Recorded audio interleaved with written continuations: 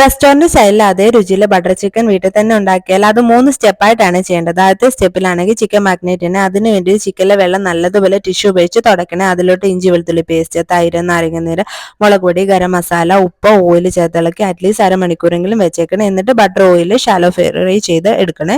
ഇനി സെക്കൻഡ് സ്റ്റെപ്പാണ് പാനിലോട്ട് കുറച്ച് ബട്ടർ ഓയിലും ചൂടാക്കിയിട്ട് അതിലോട്ട് സവാളയും ഇഞ്ചി വെളുത്തുള്ളിയും കളർ ചേഞ്ച് ആകുന്നവരെ ഇളക്കണേ. എന്നിട്ട് അതിലോട്ട് മുളക് പൊടി, മല്ലിപ്പൊടി, ജീരപ്പൊടി, ഗരം മസാല, തക്കാളി, അണ്ടിപ്പരിപ്പ് എന്നിവ ചേർത്ത് ഇളക്കി 2 മിനിറ്റ് വെച്ചതിന് ശേഷം തണുത്തിട്ട് അരച്ചെടുക്കണേ. ഇനിയാണ് നമ്മുടെ ഫൈനൽ സ്റ്റെപ്പ്.